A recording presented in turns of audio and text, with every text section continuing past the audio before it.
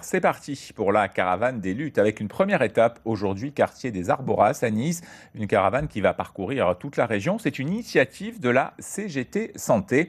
Objectif, réfléchir au système de santé de demain en élaborant des propositions. Nathalie Jourdan, Sylvain Bouillot. C'est une caravane sans objet publicitaire, ni bob ni saucisson, mais des luttes et des revendications. Bienvenue aujourd'hui pour ce jeu de chamboule-tout. La cible, une montagne, symbolisant les groupes privés de santé à l'assaut du service public. Nous, on est là aujourd'hui pour défendre 100% public, parce qu'aujourd'hui, l'hôpital et les maisons de retraite publiques et tout ce qui est action sociale est malmené. On a des budgets qui ne sont pas à la hauteur des besoins depuis de nombreuses années. Manque de lits, manque de moyens humains. La crise sanitaire a jeté une lumière crue sur les dysfonctionnements du système de santé.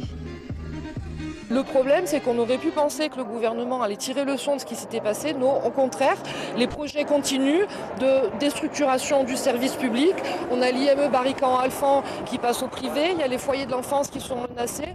Le CHU de Nice, et particulièrement l'Archer, est menacé avec le projet de construction de la clinique ici. Alors la CGT est en tournée, à la rencontre de la population et des personnels pour défendre un grand service public de santé et d'action sociale.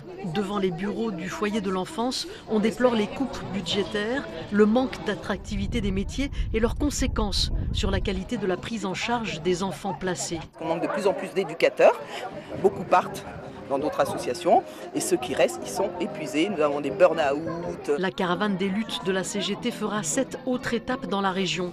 Un tour de chauffe estival pour fédérer et réfléchir à un projet avant la grande journée de mobilisation prévue pour le 5 octobre prochain. Mais avant octobre, c'est l'été.